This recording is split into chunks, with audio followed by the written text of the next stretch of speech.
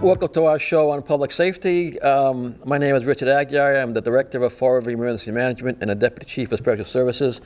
Today the topic is going to be something close to my heart. We're going to speak about this Fire Department Special Service Unit, which is a volunteer group. And how did we all start? Well, we derived from the Fire Auxiliary. Fire Auxiliary was started probably in the 1940s to assist the firefighters with fires. We actually worked side by side with them. I was an auxiliary firefighter for about 29 years, and I was asked to start Special Services. So what's Special Services? It's a volunteer group that provides rehab and lighting for the fire department, and we also do the mutual aid to different towns and cities that request our assistance. Today I have my command staff. I have Patty Aguiar, who happens to be my wife. She's Chief of Operations. She does displaced family reports. I have my Assistant Chief of Operations, Caron, who is my all-around person. And I would probably say one of the guys that do one of the most important jobs is Lieutenant Farias. He's the commander of lighting operations on the fire ground. So we're going to speak to all of those things today. First, I want to start off with Patty. She plays an important role as well with the displaced families. We assist the Red Cross, and she's going to explain to you what her role is on Special Services. When I arrive at the fire, I find where all the displaced families are located. Once I have found them, I fill out the reports. On the reports is, the address, the date,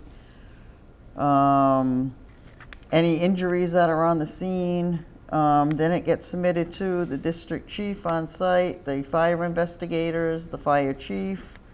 Then I turn around, once I get all the information, I also coordinate with the Red Cross when they show up on scene, and I give them the information that I've received. And then I enter it all in and send it all off to everyone that needs them. So let's talk a little bit about, you're in charge of rehab operations as well. Talk about rehab for the fire department, for the firefighters. Just give a description on that. With rehab, we have water and Gatorade for the summer. We have misting fans. We have tents that we can set up if it's extremely hot so the firefighters can get in out of the hot weather and cool off. In the winter, we have heating fans that we set the tents up for so they can come in and get out of the snow and ice or the really cold temperatures. We have coffee, hot chocolate, tea. We also do wet and dry towels for the hot days when they come out. We give them a wet towel so they can cool themselves down. Blankets for the displaced families that come out of their house but nothing, with them. We have the blankets for them. Way back in the day, speaking about rehab, we didn't have rehab such as we have today. NFPA regulates that we have to have rehab for our firefighters. Way back in the early days, we had the Providence Canteen that would come into the city. The Red Cross, Salvation Army would help with rehab as well. But now we have a full rehab operation unit. We actually run 2 rehab trucks. One is a rehab/lighting unit, and it's a great service that we provide to the fire department, whereas prior years we didn't have the service. We'd have to wait for another city or town to come in. We started rehab in probably 2000, thereabouts. Chief Ed Dawson wanted us to start the rehab unit, and that's how it started. So I'm going to turn it over now to Captain Caron. Talk about your role in Special Services, Cap, and what do you actually do to help me and with the guys? So my position here is coordination of all the members. When we arrive on scene, the chief has an idea of where he wants us placed and what the overall needs of the scene are, whether it's lighting, rehab operations. So basically, I'm just an overall coordinator, setting up, directing the lieutenants and other senior officers on where to place apparatus, where to set up lighting, and where to set up the rehab operations. Proper placement of these things will help and assist the firefighters in safety and make sure they stay safe while doing all of the dangerous tasks they have ahead of them. So if you're going to take on the role of the safety officer for Special Services, what would you be looking for? What are your duties? Some of the duties are going to include some hazards that the firefighters actually have to deal with. Falling objects from roofs, power lines falling, pedestrians in the roadway, bystanders can get in the way a lot. basically just making sure everybody's overall, the safety and well-being of all the members and firefighters on scene. Lieutenant Farias, let's talk about lighting operations. You're in charge of lighting operations, so let's talk about not only the fireground stuff, but different events that you have to go to. Well, my job is to make sure that when we get to a fire scene, that either the captain of operations or the chief would tell me where to go, where they want to light up. So I get there with a vehicle. We set up wherever needs to be set up, and besides going to the fires, we also do car accidents, investigations, go inside the houses if we need to go to light up a room where the fire department goes in and sees where a fire actually started. But basically, we light up a lot of the area around the fire scene. It's also a vehicle, like the chief said, it's a rehab unit too. So it's rehab/lighting unit, and it's one of the first vehicles that if we have to go out to a scene or a mutual aid, we're the first ones to go out to respond to, and usually sometimes the last ones to come back to the fire station. So Lieutenant Ferris, talk about the equipment that you have. What do we have for equipment? How do we modernize it over the years and from the old way to the new way? Well, we started out with just the old tripods where it was made out of metal, and you had to have big heads of lights on it, and it was kind of hard and heavy. Now we started with modernized with no cordless batteries, the tripods, T-lights, no, tele-lights, we'll call them tele-lights, the little portable lights. So it's a lot modern than when I first started on the unit. So we come up to the modern age where we purchase all new stuff rather than having cords in the fireground. It's all operated by batteries now. It makes it a lot easier for us, easier for Lieutenant Ferris to set it up with his team. Let's talk about, Captain Caron, talk about the equipment on Rehab 1, and Captain Aguiar, you can both share this. What would you actually have on Rehab 1 to aid the displaced families and the firefighters? I know you talked about misting fans, but there's other stuff in there that we should talk about. All right, so equipment on the rehab truck will include, we have a couple of tents, like the chief mentioned, some misting fans which help during the summertime. Really helps in cooling and keeping the firefighters' body temperatures down, which is probably one of the biggest factors in heat-related injuries during fire scenes. There's benches, chairs. We have tons of water and Gatorade to help hydrate them. There's a command center. We also have some snacks and stuff to keep them fueled up on long duration incidents. We have some medical cots, and we have sides for those tents that I mentioned before. So if we have to set up a triage area, or if we do have a long duration or just a very taxing incident, we can have the firefighters go into the secluded area and sort of keep them away from the fire for a few minutes and let them just relax and sort of collect themselves a little bit more. Lieutenant Ferris?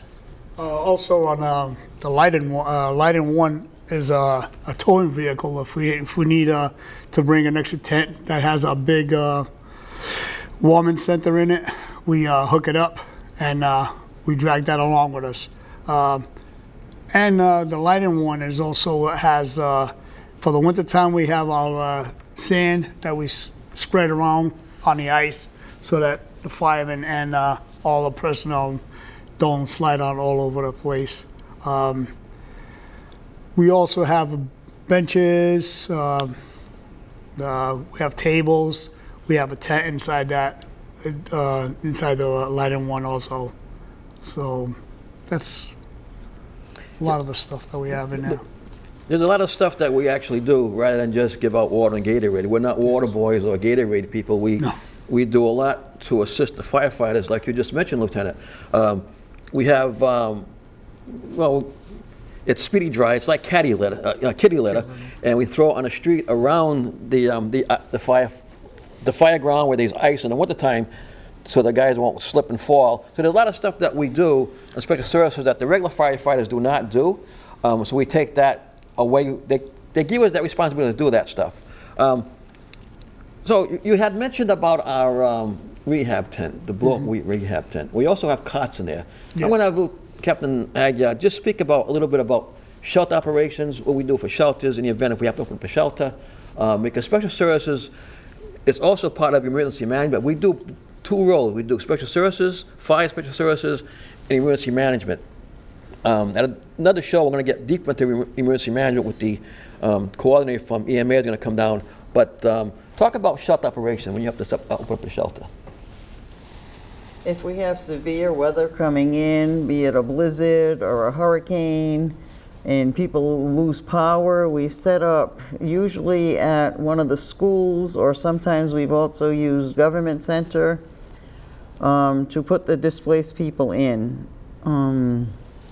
For cooling centers, when it's extremely hot, the mayor normally says we're going to open up the cooling station at government center to get people off the streets and cool them down.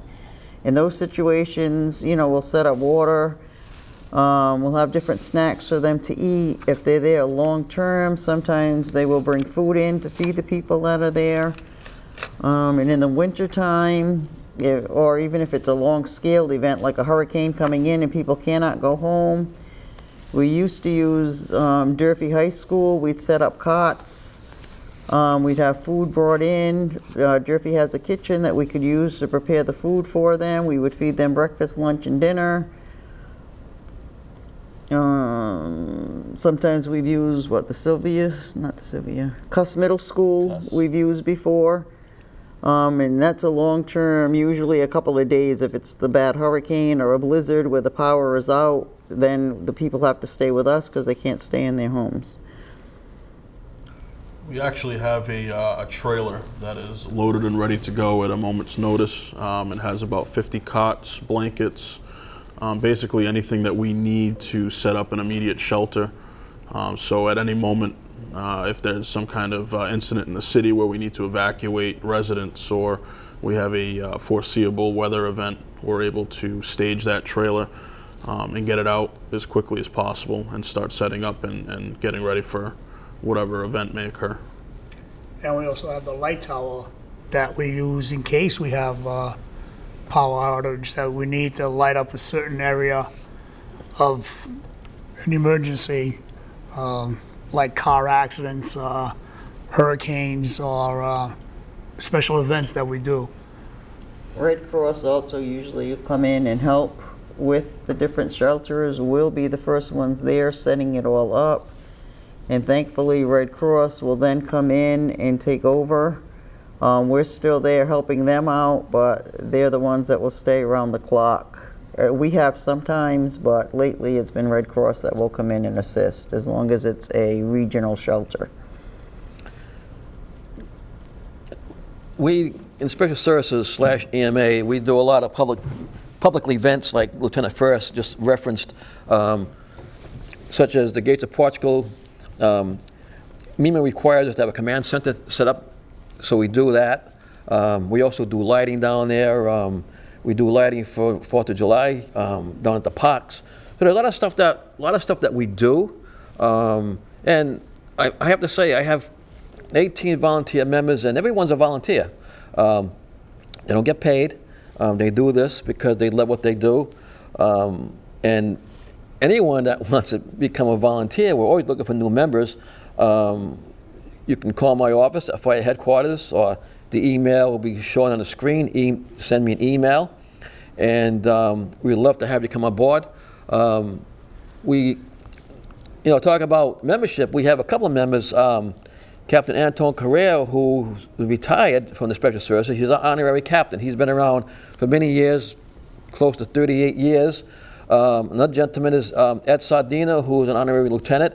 He is no longer active, but he's still part of the group, comes to meetings and stuff. He's 82 years old. So there's a lot of people that still want to be involved. They can't just do the fire activity, but they're still part of the group in a lot of different ways.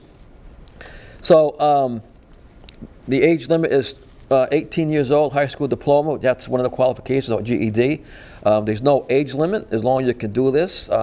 As people can attest, I've been around for a long time, and I'm still going strong. At least I think I'm going strong. But it's a great organization. And let's talk about a little bit about our trucks, like the maintenance on the trucks and all. How do we get them maintained? Who maintains them? Let's talk about that a little bit, because we have some, and all the equipment that we have, as you all know, it's from grant money, and the city, they cost the city a dime for our vehicles or our equipment. But let's talk about that. How do we keep these things in shape and fuel them and all that? Well, we have a maintenance crew that comes up and checks out on the vehicles, checks the oil, checks up, make sure that everything is working properly. We fuel up at we have two diesel. The diesel vehicle, which is Rehab 1, gets fueled up at Public Works. And then Lighted 1 will get fueled up at headquarters. And then we usually have a drill once a month. We take out all the equipment, start it up, and make sure that everything's working properly. And then we load it back up on all the trucks. It's just like a regular program that I like to teach. Rehab 1 is it's a heavy vehicle, which has air brakes. So I train them on how to run it and how to do the air brakes properly. So we have to check that once in a while. Captain Chris Caron does a good job on it. We do. All of our members have to know how to operate those air brakes. So we teach them how to look for the main pieces that goes with the air brake system. And but we go right through the vehicles. They get inspected. We to make sure that there's all stacked with towels.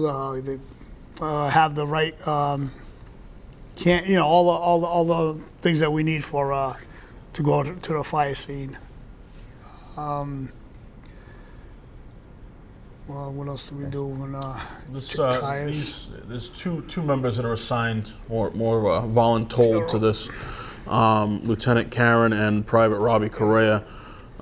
They do an outstanding job of maintaining the vehicles. They make sure they're washed, cleaned. They make sure all the batteries for the rechargeable lights are powered up and ready to go. After most of the time they're out on incidents, and then they come back the next day or within the next couple of days to make sure everything's back in full service. They wash all the equipment. Sometimes we'll be out till 3-4 o'clock in the morning, and whether they're there or not, usually within 24 to 48 hours they're back at the station, double checking everything and making sure everything's back in service. Like Lieutenant Farias stated, they check all of the fluids and everything on the vehicles like anybody else would maintain their own vehicle. And then they go the extra step of, making sure everything is in working order. They, do small maintenance things. They change headlights, adjust the headlights, change light bulbs on all the emergency lights. And basically, it's an unseen job that they do, but they do it exceptionally well. And we're very, very happy to have them to do that. But also, if we have major repairs and stuff, the fire department shop takes care of the trucks for us, because under the auspices of the fire department as well. Let me just talk about membership a little bit. To become a member, you just don't walk up the street and join special services. It's an application process. We do a query check. Then, once we review the application, if we accept you as a member, there's a training program, 3 months hands-on training, classroom training. You take exams, 100 to 700. This is to be certified by FEMA and MEMA as first responders. In that technicality, you have first aid training, first responder training, and there's also a series of quizzes that you take to become a member of the organization. When you drill and work on Lieutenant Farias' vehicles, there'll be a questionnaire on what to do when you get to a fire for lighting. We have operations as well. So that's a step that every new member has to take. become an officer here, there's also an exam. You have to take an exam to be a lieutenant. You have to take an exam to be a captain, and the higher you go, the tougher the exams are, because now you're on a definite command role in my absence. Somebody has to take over when I'm not gone. In most cases, it's Captain Caron, because Patty and I, we're husband and wife, and we go on vacations, and he's the guy in charge. So he has to have a lot of knowledge, stuff that other people don't have to have in the organization. In case I'm gone, what to do. And Lieutenant Farias is his backup as well. So this is basically, this table here is my command staff. We also have another lieutenant, Jeff Caron, who happens to be the father of Chris Caron.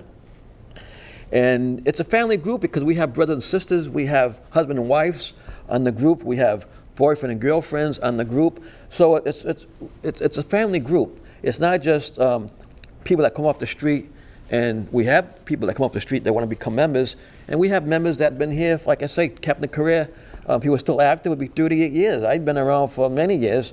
And Lieutenant Farias, how long have you been a member now? You've been 15 years. 15.